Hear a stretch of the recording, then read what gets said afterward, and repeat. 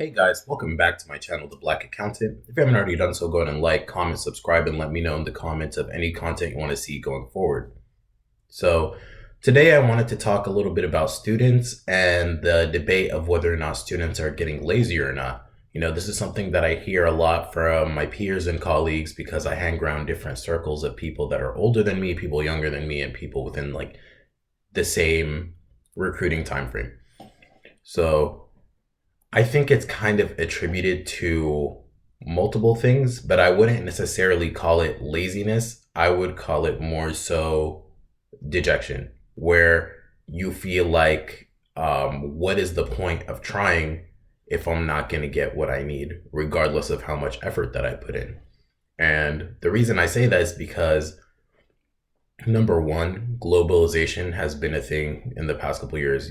Part of the progress of becoming more and more digital is that we're expanded more and more worldwide. So you have this talent from a lot of different areas, and a lot of firms, even for entry level jobs, now have this stiff competition because I can get somebody that learned coding in their spare time but is an accounting major who knows how to do both coding and accounting, and I can hire them for cheap. And bring them on, and they're going to be a great addition to the company. So now I have no reason really to recruit from this specific pipeline. There's also been kind of the shift to more lateral hires rather than college students, because they tend to be more self-motivated, or people that have a lot of more experience doing their own side projects or doing their own side hustles, which translates more into workable or teachable people. Let's say that. And this is kind of like obvious, because of COVID. Being virtual has been a real detriment to students, because not only are they bombarded with ridiculous amounts of volumes of assignments that they have to complete, without any real guidance. Because while you can listen to a lecture or somebody lecture you over Zoom, it's not the same as the experience that you would get in person, of asking a question, of being able to specify exactly what you mean, being able to do examples with people, having that study group and that social setting where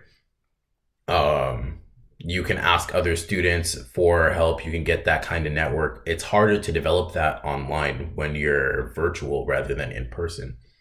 And I think that kind of contributes to part of the lack of students supposedly trying. I do think that they are trying, but it's just not translating as well as you would hope, or you would think that it would be.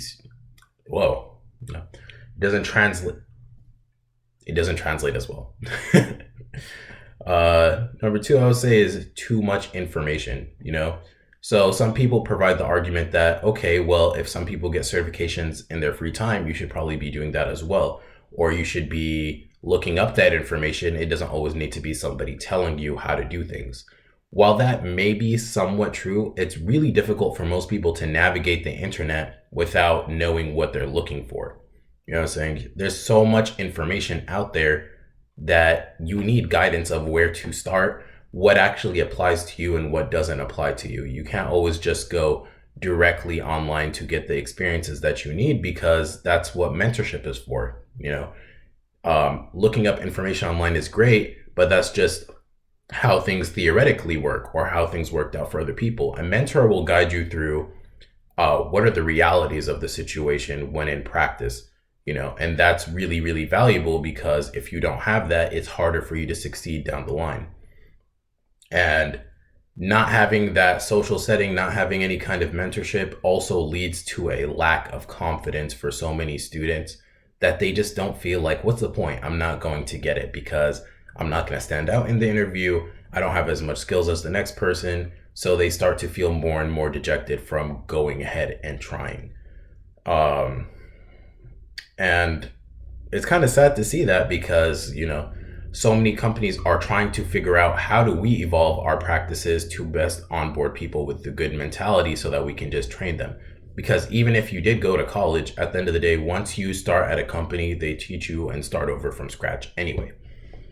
So I think that's also a problem with colleges and campuses, is while they do push and advocate for clubs and club activities, it doesn't have the same ring or pull as it did before, because so many alumni and people that graduate don't come back to their schools as often to really help bridge that gap and maintain that connection with students, to tell them like, hey, I did this, you can do this too, you know. And a lot of schools also have very outdated curriculums and career centers with that tell you that you need to operate in a very specific way, but it doesn't account for the shifting job market and how the market is now, you know.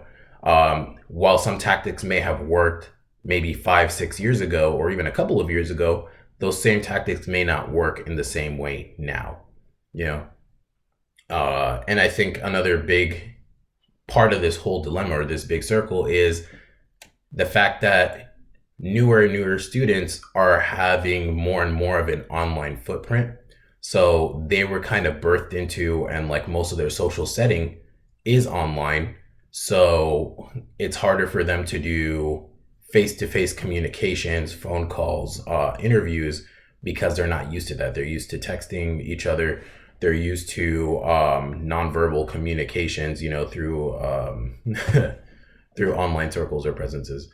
I don't know how strongly that last point really is, but I do feel like it is a factor that goes into student success, whether that is in school or recruiting or getting a job overall. So let me know what your thoughts are on the subject in the comments below. I'd love to hear them.